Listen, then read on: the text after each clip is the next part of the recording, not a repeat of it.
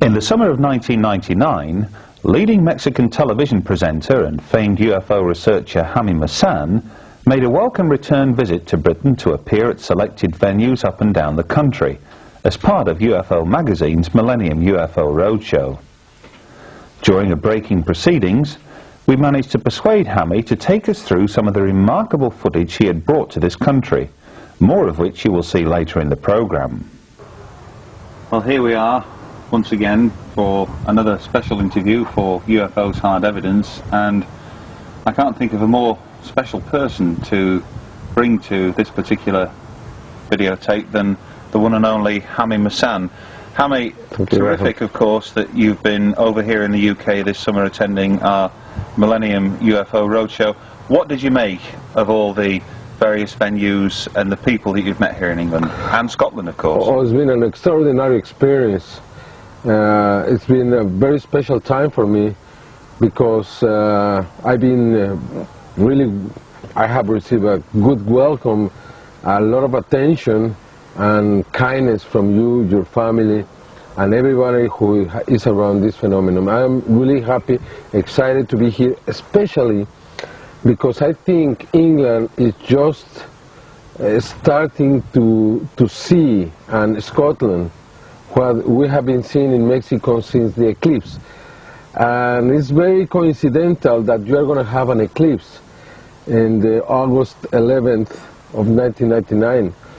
And I think that the evidence shows that you are going under the same path that we observe in Mexico, especially in Mexico City. Now, for the benefit of those people who are new to this subject, and there's a lot of young people out there who are just beginning to learn what a fascinating topic it is that we deal with, the eclipse, of course, that sprang Mexico to prominence occurred in July of 1991, and we have some videotape, of course, from that period. What was so special about that eclipse, and what was so special about the videotapes that followed? I didn't know anything about the eclipse. I just experienced. I went to an island. I saw the eclipse. Was beautiful, the second longest in the century. And then we had these videos with the UFOs, not just in Mexico City, but also in Puebla and in Tula, in 3 different cities, 3 different states. It seems 3 different UFOs. Then I started to investigate, and I found that there were special prophecies made more than 1,000 years before this eclipse. And they were telling us, especially the Mayan prophecy that you can find at the Dresden Codex, that this eclipse could bring the end of the big lords, and they would have to go and leave room for the new lords. It could be the end of the Jaguar Knights, probably the war in the world, and would be the time of the meeting with the masters of the stars. And that was amazing to me because it was a message. And if you observe the evidences and you see 3 different UFOs in 3 different cities at the same time with an incredible eclipse, you have to understand that something very special happened in Mexico that day. And the most important thing is that the Mexican people became aware of this phenomenon. Many people started watching the skies, especially with a camera on their hands, and they were able to record in many occasions these UFOs, not just in the eclipse, but in many, many times after the eclipse. And for that reason, this eclipse became so important for Mexico. We didn't know how important until we received the videos, we received the evidences. We knew how important it was after the eclipse. Okay, so I suppose for many people, the sight of several objects in the sky at any given time is considered to be amazing. But here we are in Mexico, and once again we have these extraordinary images of not several UFOs, but numbers from 50, 180, 150. I mean, it is absolutely incredible. Tell me, when we have this very, very rare image of several UFOs, it's a still photograph taken near the volcano. Was this the first occasion where more than one object? No. This picture you are seeing close to the volcano is from 1996. The first occasion was on the 27th of September 1992. This man, Ulises Trujillo, was recording a long object, looked like a worm or a cigar-shaped object, standing over Mexico City. Then he realized that over his head, horizontally, were flying at least 18 different objects. And what you can observe in this video is that they are moving along the way, and they never lose the formation. They never lose the figure, the shape of the figure. Even though they move, they keep that. That was the first time. On the 24th of October 1994, we have the second video from Mr. Tomás Islas, and now you can see probably around 30 objects or so, and they are standing still. They don't move. And this is 2 o'clock in the afternoon. Then 6 weeks later... Some people have suggested that these are constellations. In the twilight zone. Yes, that's what they say. What can they say, you know? What can they say? This is 2 o'clock, this is... All of these videos, if we record these videos at night, they could be stars. No question about it. I mean, at least you see 20 stars moving at the same time, but let's say they are still, you will see them. No, the incredible thing with all these videos that we are watching now is that they were recorded at daylight. And that's very important. Now these are incredible, and you've mentioned this thing that looks almost snake-like, like organic. Now we also have a curious piece of footage taken from the space shuttle, and here we can see this thing in outer space. We're looking down on Earth, and it seems to be like a worm. Like a worm. Yeah, it moves like a worm. This was recorded on September 1991. I think was STS-48. Was from the Discovery shuttle. It was releasing a satellite to measure the depletion of the ozone layer, and for some reason recorded this object that I believe was coming out from North America. You see the clouds under it, and you can see how this object is ascending, is rising from the Earth, and is going into the stratosphere. Has there been any explanation of you asked? No, none at all. No, yes, I have asked, but you know that. When they don't have an explanation, they just keep silent, you know. What do you make of this? I mean, these are 2 videos that were released in 1997. The first video is from 1984. This, I believe, was the Discovery shuttle again, and they were making some reparations, fixing the satellite Palapa 22. And at that moment, you can see a sphere that is coming from inside the space, you know, makes some intelligent movement and goes away. It's just for a few seconds. But if you see this closely, it's very clear that it's an sphere. And again, in 1991, from the Atlantis, I don't have the number of that mission, but I know it was from the Atlantis. You can see this sphere again making some intelligent movements in front of the shuttle and then going away. Yeah. But what about, it looks like a fleet of spheres here in this next sequence, viewed from the space shuttle. Has there been any explanation, official or otherwise, been put forward for this? You know, we see these spheres darting about the sky, and then here we are now in the top left-hand corner of the screen, and there are dozens of them. NASA... yeah, this is a video from the Mir laboratory. Again, the Discovery shuttle was going close to it. We can see in the left right corner, in the left upper corner of the screen, something like 20 spheres passing by.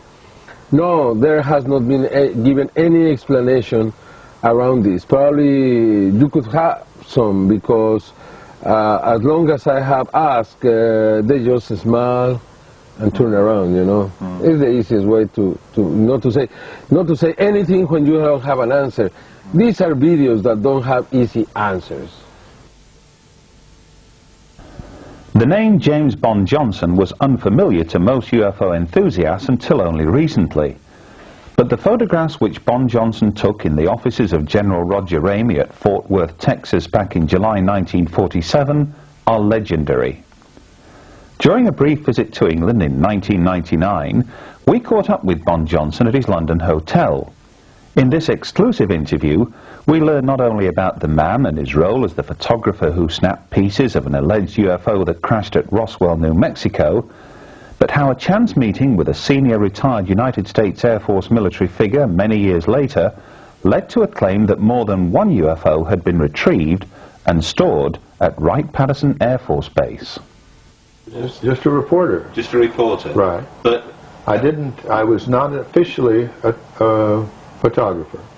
Right. I had purchased my own speed graphic, and because I worked odd hours as a police reporter, working nights, late evening, and so forth, I bought my own camera. I had been an amateur photographer since I was a kid, and so I spent some of my war bonds and bought a...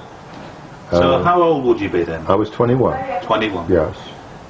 And would you say that you were an ambitious reporter? No, I was just working my way through college. Yeah. For what specific aim? What was your sort of career ambitions at that time? My first degree was in journalism, and after I was working there, I was planning to follow that up. And I graduated I started to college in the fall of 1942, right after I was a senior in high school when Pearl Harbor happened, in December of 41. And then I finished the next summer and started into college in September. And I was a year ahead of my colleagues, and I would have probably stayed over and gone another year to high school, except when the war started. Then there was the urgency for everyone to get as much education as possible.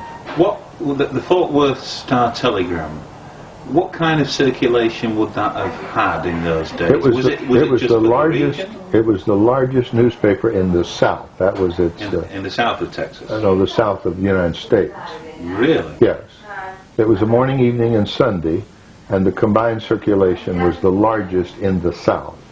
Now, I don't know how it compares today. Probably the Dallas Morning News is larger now. But it was just a morning paper. The Dallas News was a morning paper. We had a morning, afternoon, and Sunday. You see, morning, evening, and Sunday they called it. So the combined circulation made it the largest. So you were in the offices, were you, when you were told to get over to the base? And what triggered that was this flash message that came from the Associated Press saying they were flying this flying saucer from Roswell to Fort Worth.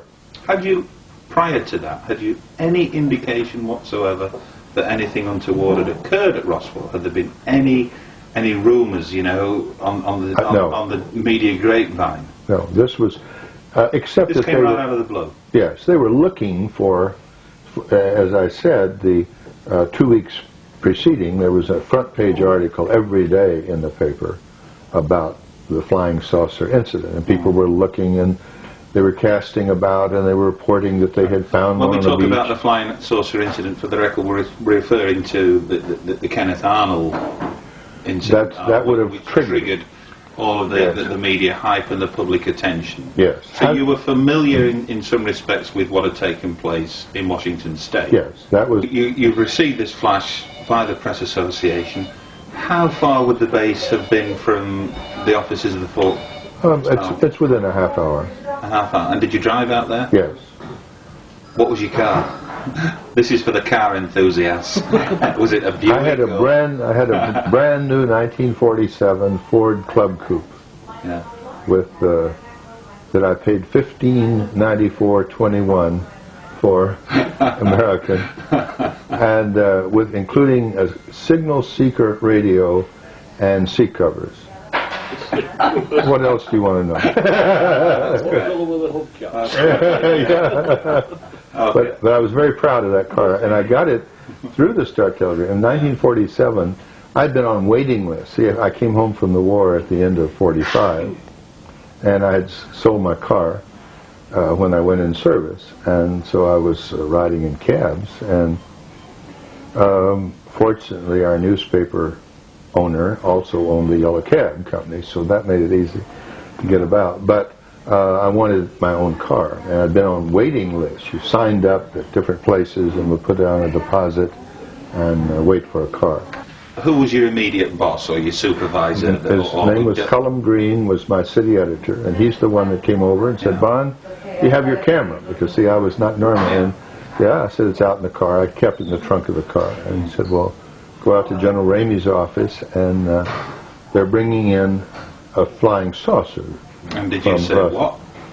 No, because this was, everybody was expecting that sooner or later somebody would come up with one if they're out there, and now they've captured one and they're bringing it to, and that was a logical thing because this was the headquarters of the Air Force. But here you are, you're in your vehicle, you've got a 30-minute drive or so to the base, you've been sent by the city editor, you're 22 years of age. 21 years of age, and you're on the brink of potentially the most important news announcement or discovery on the history of the planet. I mean, yeah, that didn't compute. That was not. Okay. It was not that. And I've been.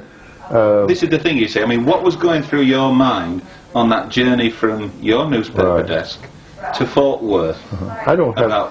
Did you have any kind of idea as to what you might expect? Were you going to be taken to a hangar? Were you going to meet anybody? Were you going to see anything? What was going through your mind? I had been involved in some airplane crashes before, and in every case, in the past, they had reassembled these in hangars. That was kind of the MO as it is today. That's what you, with the Pan Am crash and so forth, they always seem to find an empty hangar somewhere and reconstruct it to try to find out what happened. That was what I would have expected. And I still remember, I remember only a few incidents. You know, our memory, I think, could be described as being in sound bites. Surely. That is what we just remember, little snippets of thing. But there are the few snippets that I have of that day. So you arrive at the base. Right. Are you not then surprised to be taken, instead of a hangar or an area where, like you say, you might expect to see something that has been assembled from the wreckage and the like, but instead to a carpeted offices? That's correct. That did not make sense. Why would, and it doesn't to this moment. You've literally entered this room, you've seen the carpet. What was it about that room that you looked at? What happened next, basically? I remember my consternation, the fact that there was this junk piled on the floor, not very photogenic at all, and now I've got to, you know, this is one of my really, I guess, first assignments. I had only had the camera for a month or two, and so this was really one of the first times that I had been assigned to do that. Otherwise, I had gone like covering a speaking engagement or something, and you take a headshot of the speaker, that kind of a thing, or a handshake, kind of a picture of two people, which you get a lot of on a newspaper. And here was the first time that it was really a spot news assignment. And it was so, I can remember being disappointed and frustrated because it was so unphotogenic. Did you say that to anybody who might have been with you in the room at that time, when you first went in? No, I think that was my own private thought. Was there anybody else in there? Were you escorted? I don't recall. I recall Colonel DeBose. Prior to General Ramey arriving. Right. The Colonel DeBose met me, and he was expecting the general momentarily, and he went off to look for him. I don't have a clear recollection of Marcel at all. That's just not a part of it. Were there any MPs there? No, there was no security. There was no more than there is in this room at this moment. It was just, you just go in and you wait, and the general will be here in a minute. And no other photojournalists with you at that moment? None. I do not recall. Another time, I worked 5 years on the Star Telegram with the interruption for the war. I do not recall another instance where they sent over the wire photo equipment to transmit. So that was just a very extraordinary situation for us too. So we received but didn't transmit. Yeah. So you've had your first look inside this room. Right. Were any of these parcels that you described in meat wrapping paper, were any open at that point? Yes, there was. What we see in the pictures, the large part of the paper was already unwrapped, and those large sections were there but not laid out. I arranged them to try to pose a picture.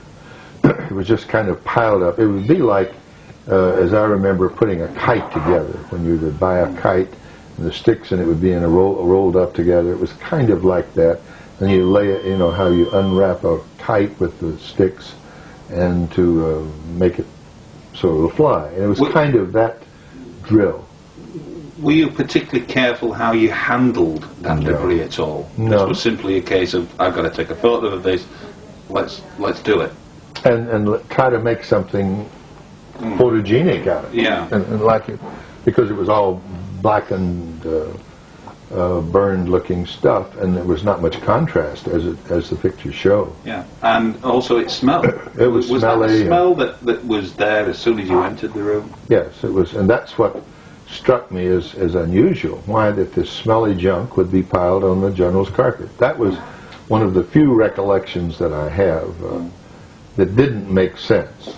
There's no one to discuss this with. There were no other media people. I was just there, and it was, we were not expecting, I was not sent there as a reporter, and Phil Klass has beat me over the head with this again and again and again, saying, surely you were aware, the question you said a while ago, surely you were aware of the importance of this moment. And this was, no, it was not that at all.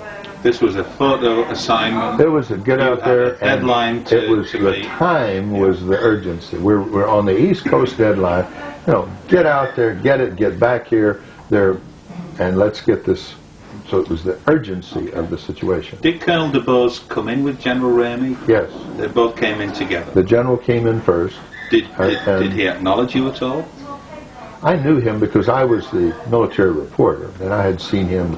I'd been there, had taken his picture just a few weeks before when General McMullen was there, his boss, and Ramey had just taken over the command from McMullen. McMullen had moved on up the tape and had gone to Washington. They had just formed up the 8th Air Force with McMullen in command and Ramey as his deputy. And then McMullen was reassigned to Washington, and Ramey took over just a few weeks before that. And I remember covering a part of that. Did Ramey come in with, was there anybody else that came in with Ramey, his adjutant or any sidekicks at all? Yes, DuBose was his chief of staff. Apart from DuBose, I was basically meaning. And if there are any others, I don't recall them. And he could have, you know. Were there any words exchanged at all? The only thing I recall was asking him, you know, what is this? And he kind of shrugged and said, damned if I know, or something like that.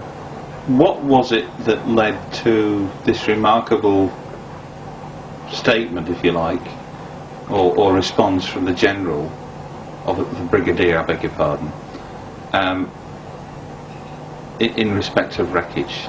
Can we look at that? Yes, What we led talked to this? That was just an incidental statement when I said, did you see the wreckage? Because he was the commanding general at Wright-Patt along with his career. I said, did you ever see it? Because they talk about it being in Hangar 18 or whatever it is.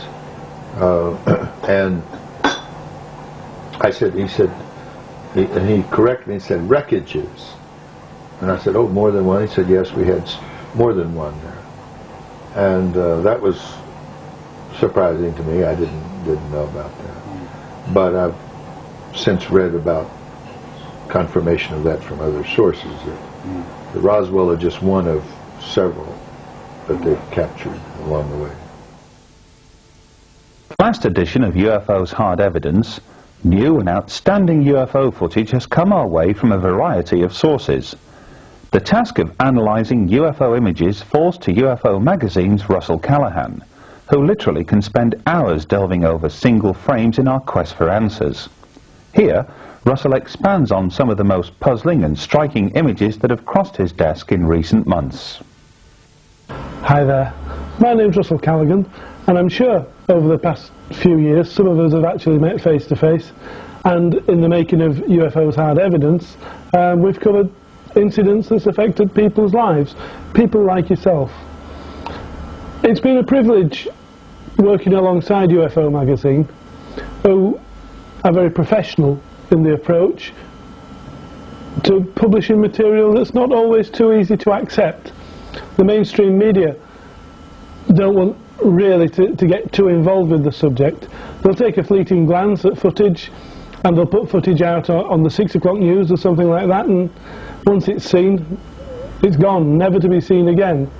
Places like local television stations, local news magazine programs, they take footage from people as a curiosity item, if you like, on the running order, and that's literally all it's ever been. With UFO's Hard Evidence, we've tried to expand on the subject, on what people are seeing, on what people are feeling, and how people are actually relating to the events that happen and sometimes get caught on camera.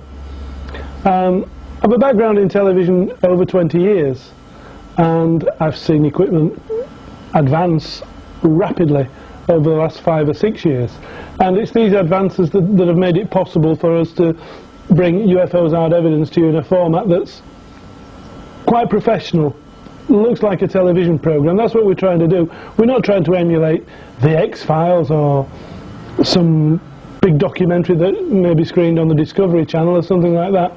The budget just doesn't allow. What we do try to do is get out there, meet the people who matter, and bring their stories to people like you, the enthusiasts, the researchers, people who are wanting to learn more and more about this subject.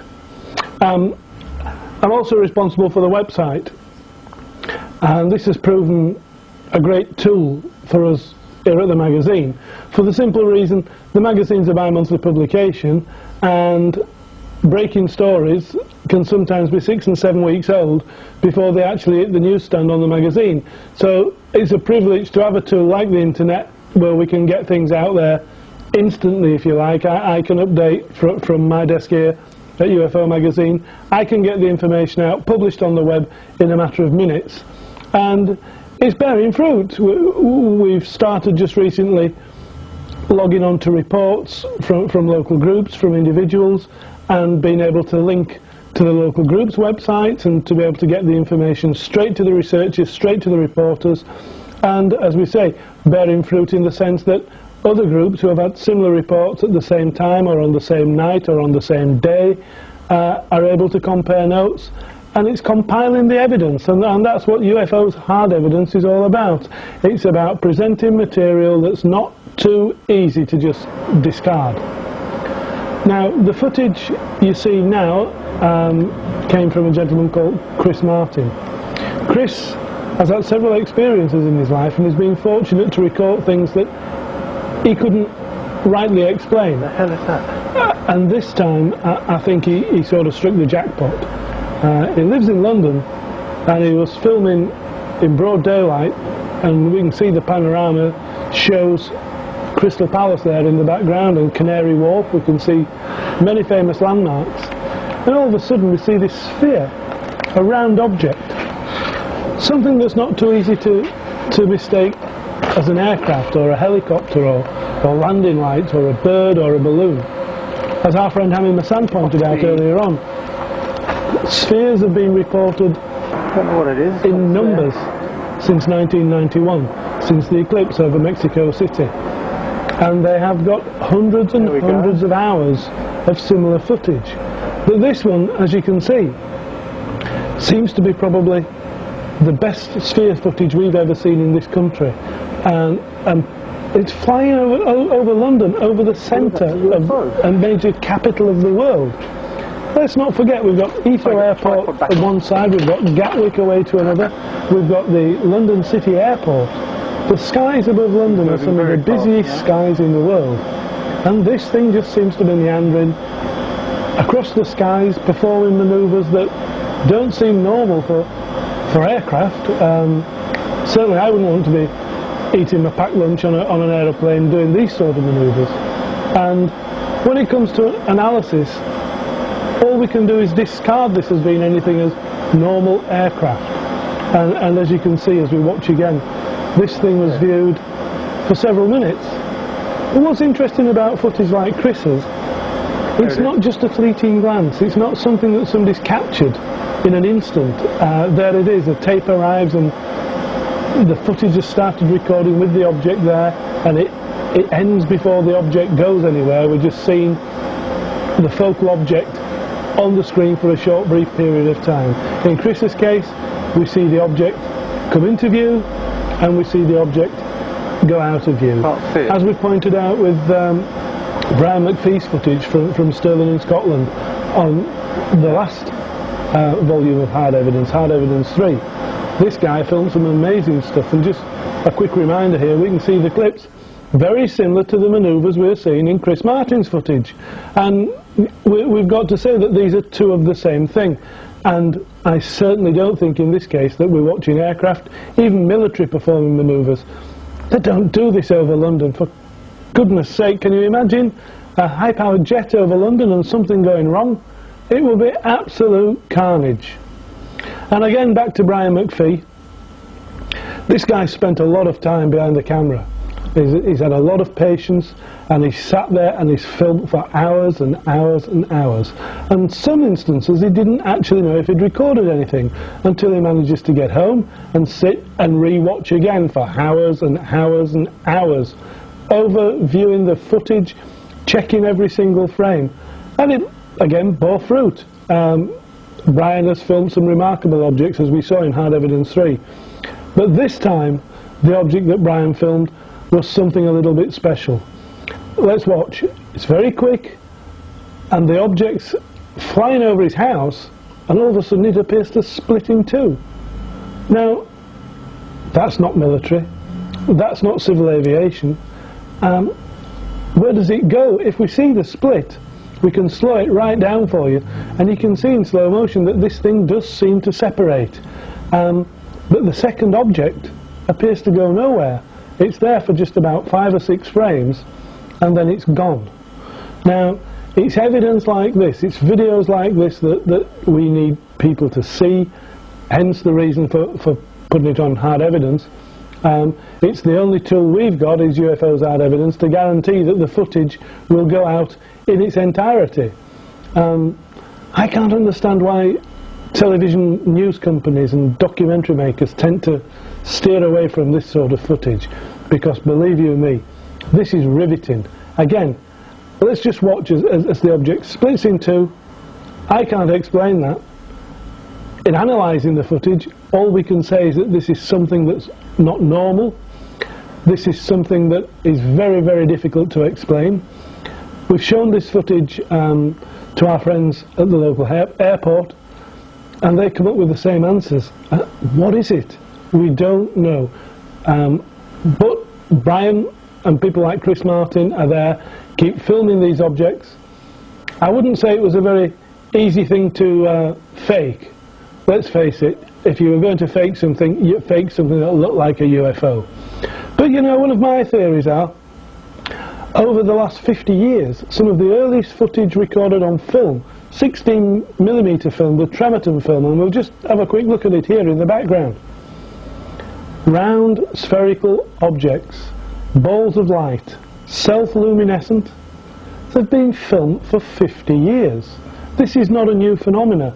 This is something that even the US military, in their terminology, in the press statement for the release of this material back in the 50s, referred to them as self-fluorescent spheres, a term that Jaime Maussan's captured and clung to for describing the sightings over Mexico City.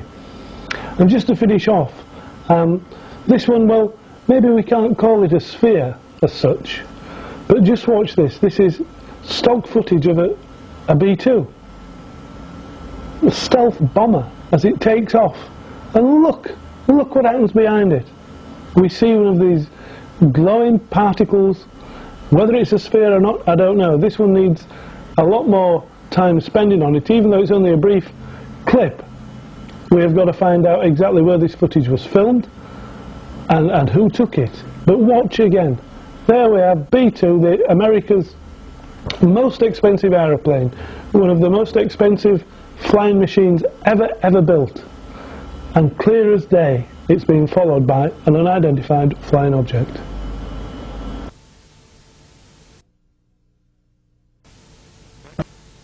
Fern is not only one of Britain's most accomplished and articulate UFO researchers, but thanks to his literary prowess, he's gained a much-deserved worldwide reputation for uncovering facts that most UFO skeptics and debunkers struggle to counter.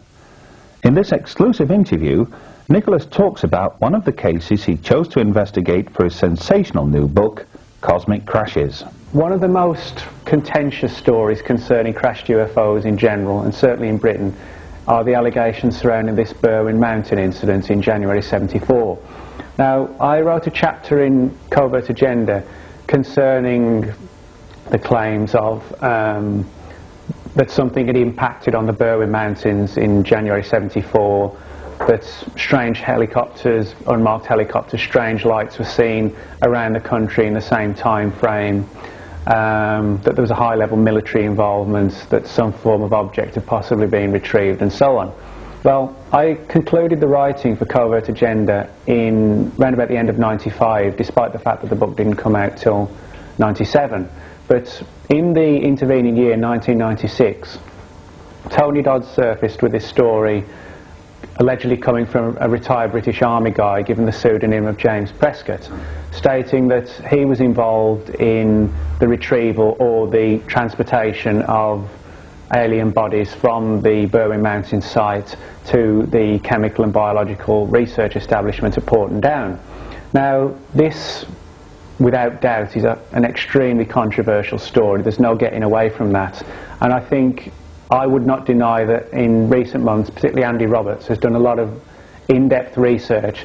And personally, and I've told Andy this, I'm personally convinced that he has, without any shadow of a doubt, answered some of the more controversial claims surrounding that particular incident. I'm absolutely convinced of that. But there is still the problem of this guy who surfaced. Now, when I was doing the research for Cosmic Crashes, I spoke and interviewed a lot of people who may have had involvements, not in the case, but researching it and so on, just to get their perspectives. Margaret Fry, Jenny Randalls, Matthew Williams, Andy, and people like that. And what in particular turned out, or what I found, was the fact that this guy, James Prescott, I can't confirm that the guy exists. Matthew, Jenny, Andy, none of them have been able to confirm he exists. None of them have been able to get past Tony, so to speak, to try and determine who he is and so forth. But when I did some filming at the Public Record Office in 1996 for a BBC documentary called Out of This World, and shortly afterwards I was contacted by a guy, a very credible guy it turns out, who used to work for ATV Television. It's now Central Television, when it was in ATV in the 1970s. And in January 1974, he was part of a news team which would do outside broadcasts. You know, if there'd been a car smash on the M6 or something, they'd go out there, or a bank raid, something like that. And he told me that they'd received a report of a fairly interesting UFO incident which had occurred in the Hensford area of Cannock Chase on a particular night in January 1974. Now, for those who aren't aware, Cannock Chase is sort of a huge, literally massive, sprawling forest area in Staffordshire. Well, he told me that he couldn't remember the details of how they determined the exact location, but it was in the Hensford area of Cannock Chase, which is sort of in the thick part of the forest. They managed to get out there. It was snowing that night.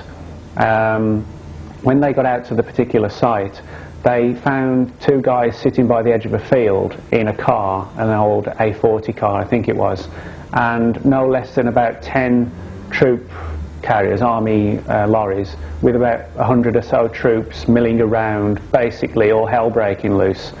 And the gist of the story was, these two guys had seen what they initially thought was a plane coming down in a field. It looked like a fireball, something trailing behind it. When they pulled up and managed to get out to the field, they described it as a flying saucer. Now, when I pressed the ATV guy, he said that was literally the description they gave, a flying saucer. Well, the ATV team pulled up at the field. Army was milling around, wouldn't allow them in the field, wouldn't allow them basically to do anything. But they just said we're like a vox pop team, as he described it from ATV. A what? Vox pop. It's sort of an outside broadcast term that they use. And they did a small interview with the driver, who seemed to be very, very ill. Sweating, he just got shirt sleeves on, yet it was throwing down with snow. Now, when they'd done the interview, one of the cameraman, when they gone back to the van, the cameraman actually snuck out the back of the van and sort of did a detour, quite a long detour around, and went into the field from the reverse side, got into the field and found a huge circular burn mark within the field. Now, he got this down on tape, or on the ancient equivalent of videotape, whatever they had at the time, and they took it back to the studios. Now, the following day, he said people came in from the Home Office and removed the film. Now, that in itself sounds like an X-File-ish type scenario, but he was able to present to me evidence showing he worked at ATV. He named all the people involved in the crew. I know their names, I know where some of them work. Some of them are overseas now, but they were working for ATV at the time. He went on to work on a number of well-known films afterwards, including Raise the Titanic, McVicker, and then he went over to the States to work as well. But what's interesting is that if you tie this in with the story that Tony relates concerning James Prescott, well, in the Berwyn Mountains case, and in this Cannock Chase story as well, you've got military presence at two fairly spectacular alleged UFO sites in Britain in 1974, both in January 74. Now, in the Berwyn case, we know from the testimony of some of the people involved that there was a fall of snow that night. In the Staffordshire case, the witness told me that it was snowing heavily. So, by implication, what you're saying is it may well have been the same. Camera guy couldn't exactly pinpoint the day. No, but it's entirely possible, given that it was definitely January 74 and it was snowing on the Berwyn location, it was snowing in the Staffordshire location, this could well have occurred at in the same time frame. Now, in Tony's account, in James Prescott's account that he gave to Tony, he said that his unit were based down south, in the south part of England somewhere, but they received, and this is the bizarre aspect of the case, they received advance notice that they were going to be required to take part in some form of operation. And he said on the specific night in question, they headed north up towards Birmingham. Now, Birmingham is a stone's throw away from Cannock Chase, so it's entirely possible that if Tony's witness is being truthful and honest, that the team that eventually made its way to North Wales was the very same one seen swarming over the chase. Now, given the fact that Tony's source said they had prior notice that they were going to be required, when I spoke with the ATV guy, he told me that the incident at Cannock Chase hadn't been reported by the two guys in the car because they were just sat there in shock, basically. So I said, well, How do you explain that then? And his opinion, or his conclusion, was that the army, again, had got advance notice that this was going to take place, which would allow them to get to the scene in time to take charge of whatever went on.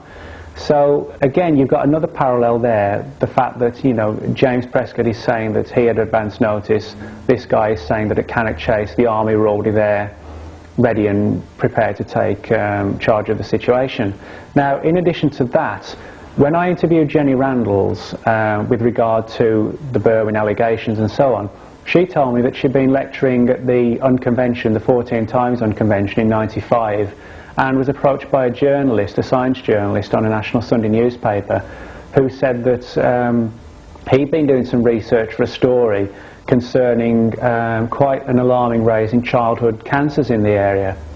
Now, the guy from the Cannock Chase case, the ATV guy, he told me that one of the two guys in the car who saw this UFO come down and actually went out towards it suffered radiation burns and actually died very, very quickly afterwards from his injuries. And I've been looking into the allegations concerning where he was taken, where he died and so on, and I've literally hit a brick wall, not because I can't track people down, but because everyone I'm tracking down has really clammed up. And I don't mean just slightly, I mean almost to a level of fear being expressed, shall we say. course of the last few months, UFO magazine has helped to disseminate striking new UFO images gleaned from space via NASA's own space shuttle transmissions. Most may have seen an example of these in our specially produced videotape, The Secret NASA Transmissions. But now, thanks to Hami Musan, two striking new sequences have come to light. What might the debunkers make of this object as it descends through Earth's atmosphere? Notice that the object appears to cut through the atmosphere with little evidence of burn-up. And if there was the slightest suspicion that the mysterious object may have been an ice crystal, think again. Just watch how the cameraman on board the space shuttle follows the object as it picks up speed high above Earth's atmosphere. Even when the sequence is slowed down, the amazing speed of this unidentified flying object is apparent for all to see.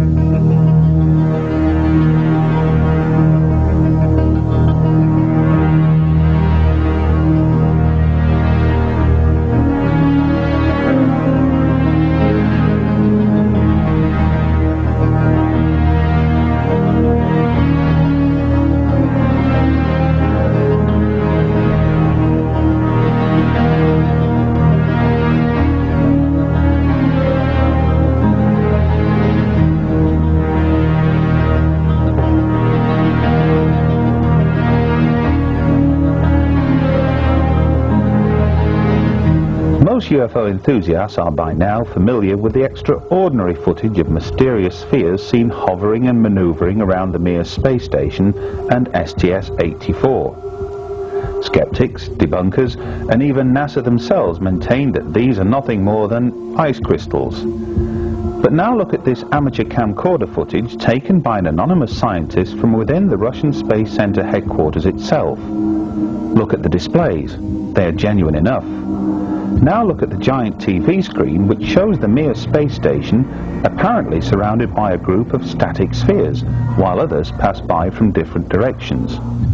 These are incredible images that defy all logic and convention. Truth can indeed be sometimes stranger than fiction.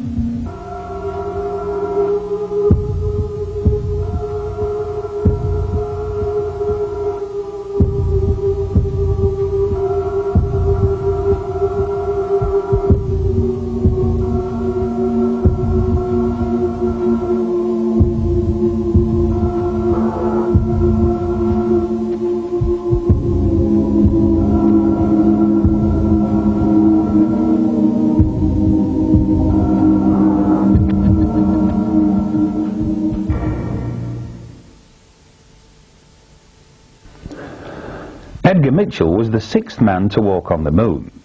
In recent years, he's championed the UFO cause by proclaiming that extraterrestrials are real and not imagined, that UFOs have been retrieved and their technologies put to use.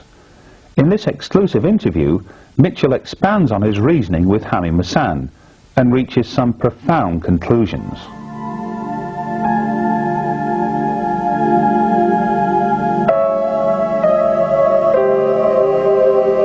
There is a new reality, a reality that hasn't been accepted by science. The possibility of in the air to be visited by some other intelligence. Mm-hmm. What do you think of that? Well, let's break that issue into two parts. Until the last 20 years, both in science and in theology, the idea that we were alone in the universe was the prevalent conventional wisdom.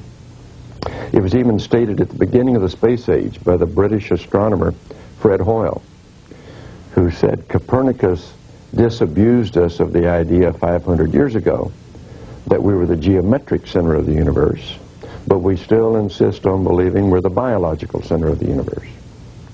When I went to the moon in 1971, it was still conventional wisdom, both in science and in theology, that we were the biological center of the universe. No one believes that anymore. The model that I propose, which I call my dyadic model, in which I write about in my book, The Way of the Explorer, suggests that that life in the universe is evolved everywhere that environmental conditions permitted, which means that life could have been somewhere, even in our galaxy, 1 billion or so years before us, possible. And there will be life forming in the universe 1 billion years after us or longer. The question is, have they found us?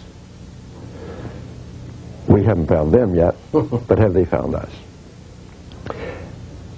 Mathematical studies of the size of the universe and the ability to evolve and travel the universe suggested any civilization 500 million years older than ours could very well have traveled through the universe and found us.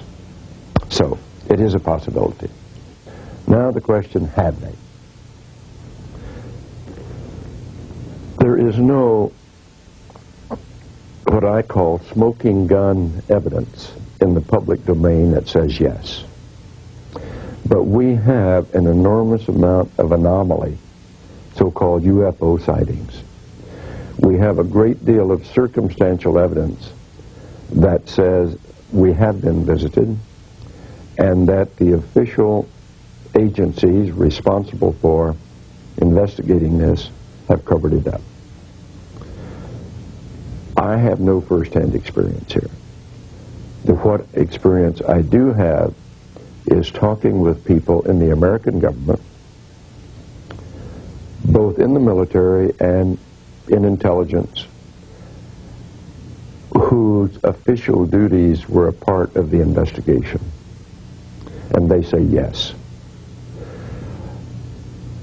What our current effort is involved with is to get these people who have had experience over the last 30 or 40 years with these events to be able to come forward and speak openly before our Congress about what they did and what they know and what their experience was.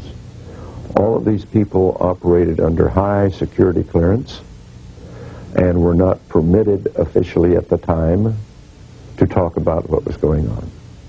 It is now time to do that. And so our effort, mine and those of many of my colleagues, is to get this knowledge, whatever it is, made available to the public. It's not a simple phenomenon we're dealing with here. Personally, I think that the evidence says yes, but it even more than that. I think the evidence says that alien technology has been utilized by people on Earth, and that perhaps many of the sightings that people around the world are making now are not due to alien technology, to aliens, but to humans using an alien technology. That seems to be where the evidence points right now. Can I prove that? Can I confirm that? No. But the evidence is becoming so overwhelming. We also know, and I work with very high-level people who do know, we don't have those types of technologies in earthbound arsenals, military. They don't have it. So where's it coming from? Who has it? And it's not apparently all alien. There is reason to believe that some technology has been utilized by perhaps government and military people. On the other hand, our current government and military is totally naive about this. In other words, it's been separated away from government. And that's very alarming. Why do you think this reality was separated from the people? Historically, it goes back to shortly after World War II. And if there were, and I say if, there was a crash at Roswell, New Mexico, as claimed, the evidence seemed to suggest there was, then there was reason probably for the government to classify this very highly. People would be afraid. The military would have to admit we can't defend against alien presence, and there needed time to think about it and to decide what to do.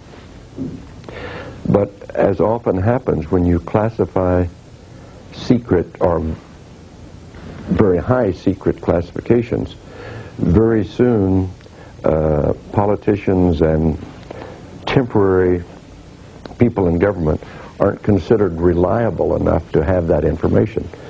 So suddenly they're excluded from the information, and it becomes a very tight group of people who have the knowledge. And all of a sudden power exerts itself. That seems to have happened. And it seems that about 30 years ago, high-level politicians, leadership, presidents, high-level military officer no longer were given access to the information. And it became a clandestine group. That seems to be what's happened. And if so, it's very dangerous, because no government of the world has control of it. Not even the U.S. We blame the U.S. government, but I know the U.S. government leadership is naive. They do not know. But something's happening here. Someone knows. Someone is doing this, and I don't believe it's all E.T.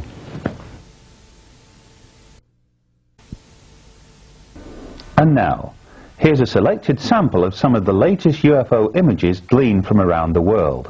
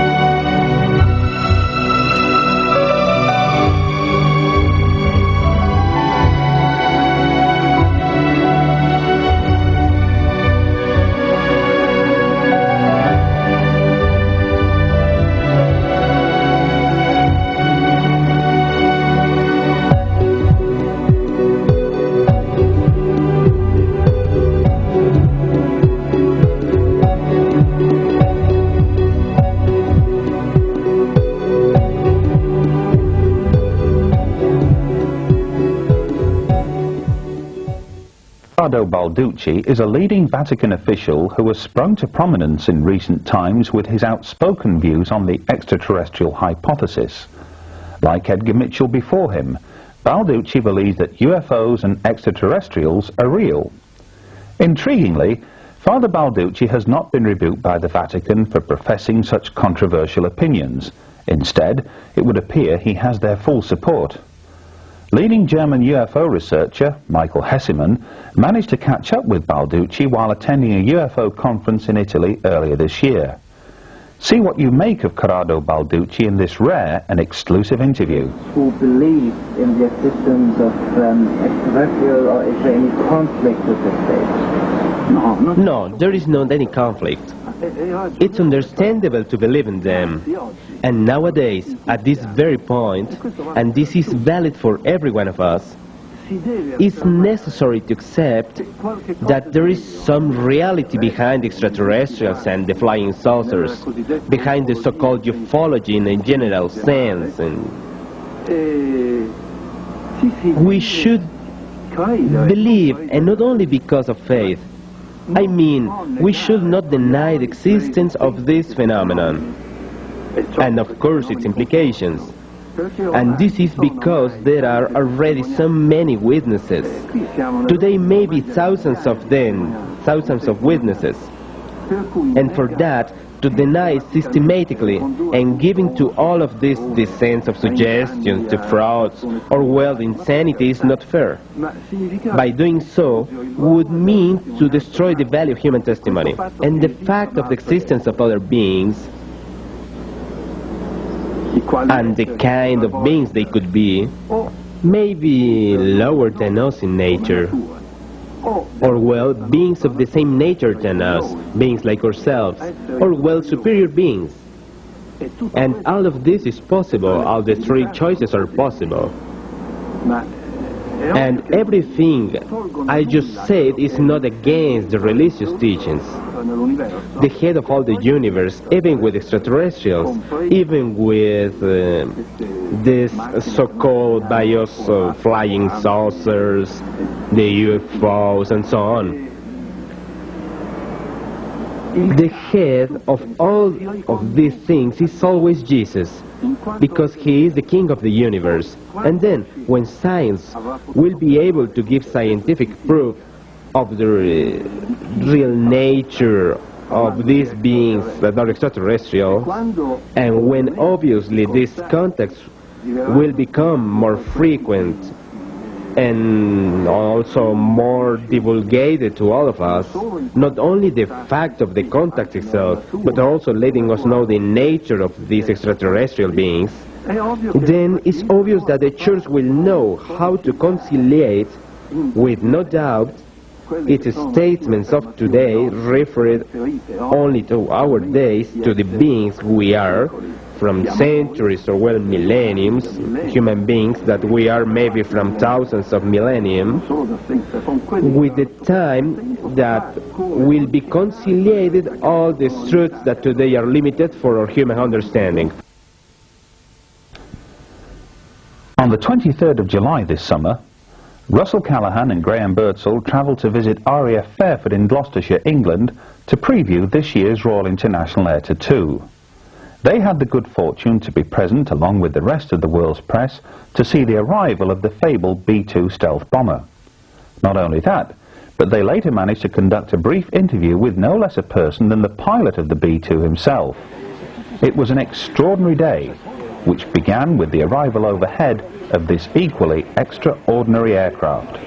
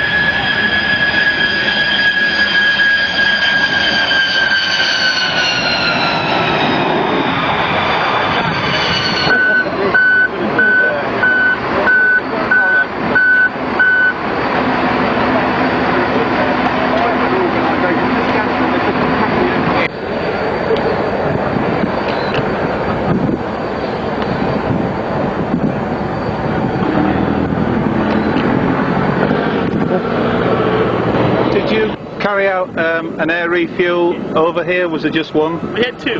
You had two? We had two just so that we didn't need to, but the second one we didn't want to have to worry with the fuel in here on the field, so we pumped it up really full here, and now they can fly and take off and head home without having to refuel it. It's a big step up from an F-16 to a B-2. It is. Was that something that you selected to do? I did. I applied for the job. The job is still a flight application and selection process. All the records are reviewed by the wing commander on base, and he makes the final selection of who comes to fly it. We certainly, at this stage of the game, don't need anybody who doesn't want to be there for starters, and we certainly, with this type of airframe, need the guys who are a little bit above their peers in a performance standpoint. Yeah. I was interested to hear you talk about the new technologies. This plane was rolled out at Palmdale, California 10 years ago. It was.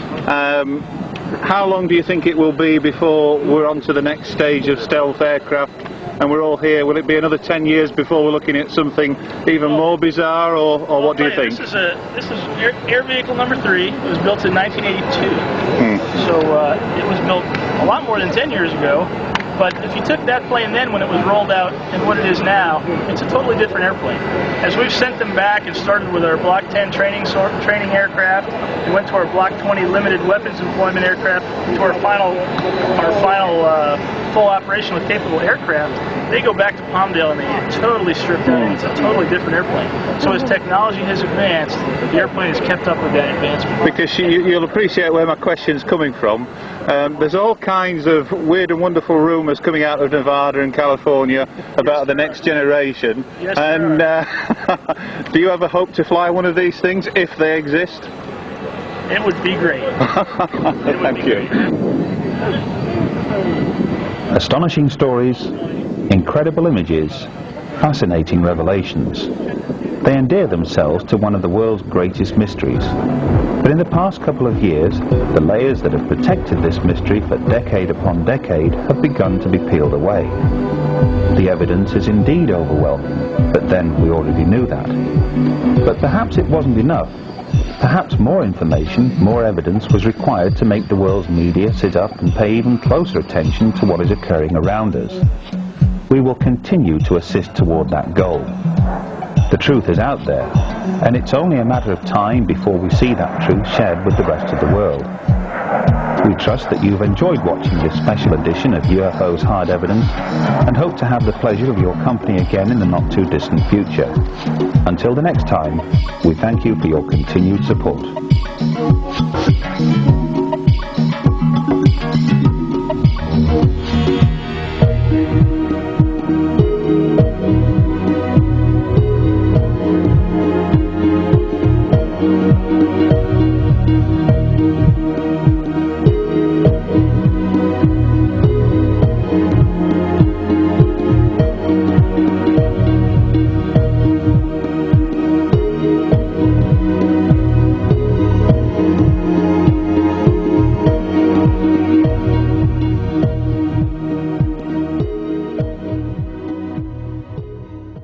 The codex that this eclipse could bring the end of the big lords, and they would have to go and leave room for the new lords.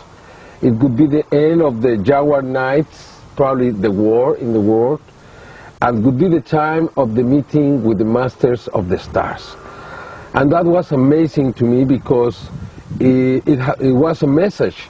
And if you observe the evidences and you see 3 different UFOs in 3 different cities at the same time with an incredible eclipse, you have to understand that something very special happened in Mexico that day. And the most important thing is that the Mexican people became aware of this phenomenon. Many people started watching the skies, especially with a camera on their hands, and they were able to record in many occasions these UFOs, not just in the eclipse, but in many, many times after the eclipse. And for that reason, this eclipse became so important for Mexico. We didn't know how important until we received the videos, we received the evidences. We knew how important it was after the eclipse. Okay, so I suppose for many people, the sight of several objects in the sky at any given time is considered to be amazing. But here we are in Mexico, and once again we have these extraordinary images of not several UFOs, but numbers from 50, 180, 150. I mean, it is absolutely incredible. Tell me, when we have this very, very rare image of several UFOs, it's a still photograph taken near the volcano. Was this the first occasion where more than one object? No. This picture you are seeing close to the volcano is from 1996. The first occasion was on the 27th of September 1992.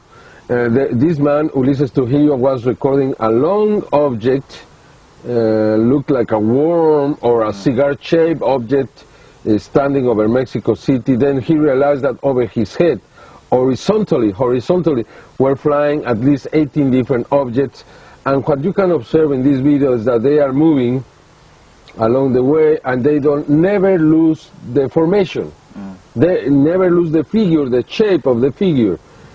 Even though they move, they keep that. That was the first time. On the 24th of October 1994, we have the second video from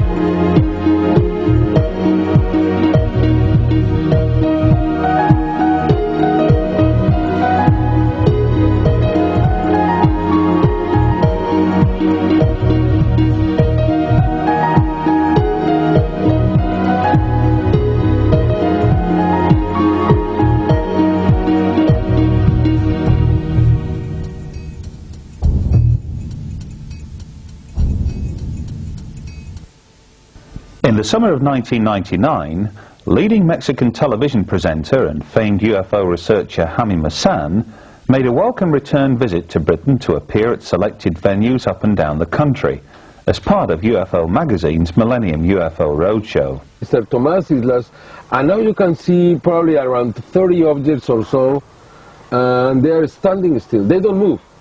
And this is 2 o'clock in the afternoon. Then 6 weeks later... Some people have suggested that these are constellations. In the twilight zone.